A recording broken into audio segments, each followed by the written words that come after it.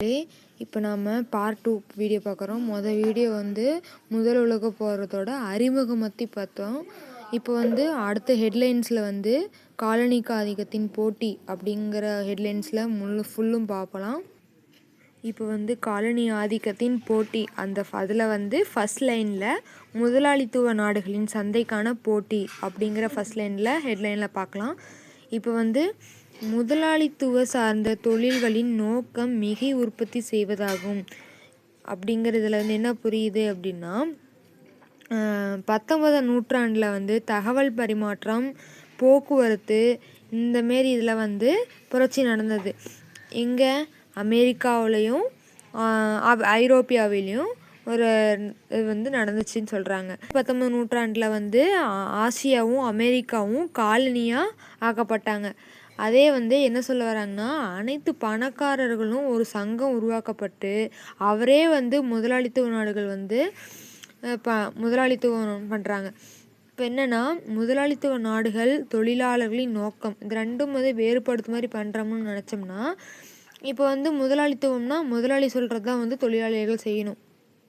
அதுமாரி தொழிலாளர்கள் முதலாளி சொல்கிறத கேட்டு மிகை உற்பத்தியில் லாபம் செஞ்சு தொழிற்சாலைகள் அமைச்சு அதில் கிடைக்கிற இரும்பு பாதை, நீராவி கப்பல்கள் இதெல்லாம் கட்ட தொழில் பயன்படுது.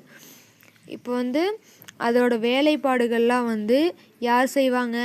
முதலாளித்தவர்கள் சொல்லி தான் ஏழைகள் இந்தமாரி விவசாயிகள் இருந்தாலும் செய்வாங்க. இந்த இயக்கத்தை ஏற்படுத்துவாங்க. எந்த தலைவர்கள் சொல்லுவாங்க? இங்கிலாந்து தலைவர்கள் சொல்லுவாங்க. இதை என்னென்ன தயாரிப்பாங்க அப்படின்னு பார்த்தோம்னா, இதில் என்ன தயாரிப்பாங்க அப்படின்னு பார்த்தோம்னா, சந்தை, கச்சா பொருட்கள் ஆகிய தயாரிப்பாங்க. ரொம்ப அதிகமாகவும் கிடைக்கும்.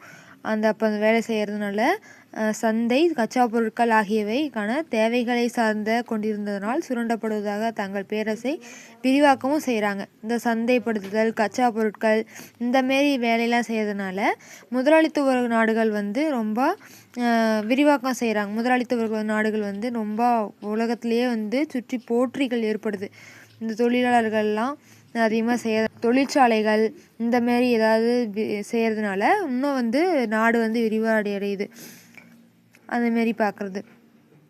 அடுத்து என்னென்னா, முற்றுமை தொழிலாளத்துவத்தின் எழுச்சி இதை பற்றி பார்க்கலாம். முற்றுமை முதலாளித்துவத்தின் எழுச்சி அப்படின்னு பார்த்தோம்னா, 1870ஆம் ஆண்டிற்கு பின்னர் சுதந்திர போட்டி முதலாளித்துவமானது முற்றுரிமையின் முதலாளித்துவமாக மாறியது. என்ன சொல்ல வராங்கன்னா, 1870 சுதந்திர முதலாளித்துவம் ஐரோப்பியாவினால் முற்றுரிமை முதலாளித்துவம் ஏற்படுத்தப்பட்டது. என்ன புரியுதுங்களா? 1870 நம்மளுக்கு சுதந்திர முதலாளித்துவம் அப்படிங்கிற ஒன்று கிடச்சிச்சு.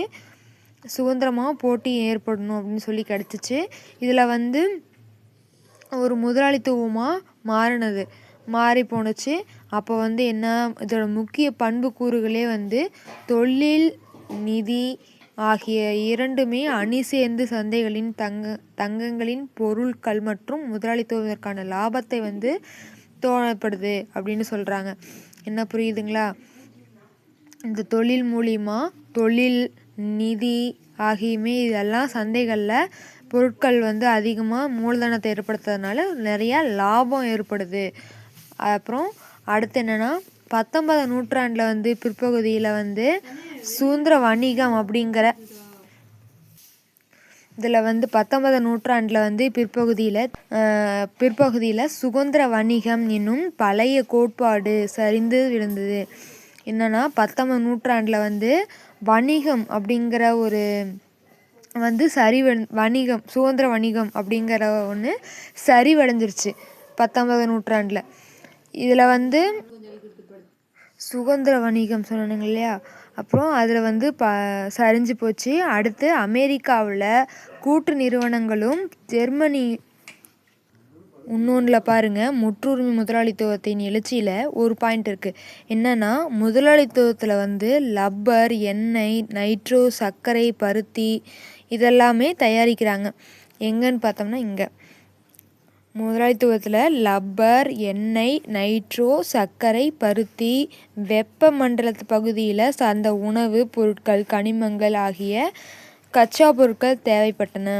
அப்போ வந்து 19ஆம் நூற்றாண்டில் வந்து லப்பர் தயாரிக்கவும், எண்ணெய் தயாரிக்கவும், நைட்ரோ சர்க்கரை பருத்தி இதுமாரி தயாரிக்கவும் வெப்பமண்டல பகுதியில் இந்த உணவுப் பொருட்களாக வந்து கனிமங்கள் பயன்படுச்சு. கச்சா பொருட்களும் எல்லாமே தேவைப்பட்டுச்சு. அது தேவைப்படுறதுனால தான் இதில் இருக்கிற கொஞ்சம் கொஞ்சமாக தொழில் வந்து லாபத்தை ஏற்பட்டுச்சு. கடைசி நேரத்தில் வந்து சுதந்திர வணிகம் அப்படிங்கிற ஒன்று வந்து பழைய கோட்பாட்டில் சரிந்து விழுந்துச்சு. அப்போ வந்து அமெரிக்க கூட்டு பொருட்களில் ஜெர்மனியில் வந்து வணிக கூட்டமைப்பு அப்படிங்கிற ஒரு ஜெர்மனியில் வணிக கூட்டமைப்பு அப்படிங்கிற ஒன்று ஆரம்பிச்சிச்சு. அது வணிக நிறுவனம் என்பது பொருட்களை உற்பத்தி செய்து விநியோகத்தில் ஈடுபட்டிருக்கும் ஒரு தொழில்சார் நிறுவனமாகும். புரியுதுங்களா? கூட்டு நிறுவனம் என்பது பொருட்களை உற்பத்தி செய்து விநியோகத்தில் ஈடுபட்டிருக்கும் ஒரு தொழில்சார் நிறுவனம். ஒரு கூட்டு நிறுவனம் என்பது பொருட்களை உற்பத்தி செய்து விநியோகத்தில் ஈடுபட்டிருக்கும் ஒரு தொழில்சார் நிறுவனம். அப்படின்னா ஒரு கூட்டு நிறுவனத்தில் பொருட்களை உற்பத்தி செய்து அதிலிருந்து அந்த பொருட்களை வந்து விநியோகம் செஞ்சு அதில் ஈடுபட்டிருக்க ஒரு தொழில்சார் நிறுவனம் அப்படின்னு சொல்கிறாங்க. இதில் ஆரம்பத்திலே சொன்ன மாதிரி கச்சா பொருட்கள் இந்தமாரிலாம் விலை. இப்போ வந்து கூட்டு நிறுவனம் சொல்லியாச்சா. இப்போ அதில் வர தொழில்சார் நிறுவனம் அப்படின்னு சொல்கிறாங்க. தனக்கு நன்மை பயக்கும் விகிதத்தில் பொருட்களை விநியோகம் விலை ஆகியவற்றின் மீது அந்நிறுவனம் அதிக கட்டுப்பாட்டினை கொண்டிருக்கும். என்னன்னா தனக்கு நன்மை பயக்கும் விதத்தில் பொருட்களை விநியோகம் செஞ்சு அது விலைக்கு அதோட விலையை நிர்ணயமாக செஞ்சு அதோட விலையாக கரெக்டாக சொல்கிறது, அதுதான் நிர்ணய விலையம் சொல்கிறது.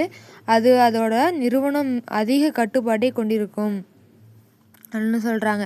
அடுத்த டாபிக் என்னன்னு பார்க்குறோம்னா தொழிலும் அதன் முக்கிய பண்பும்.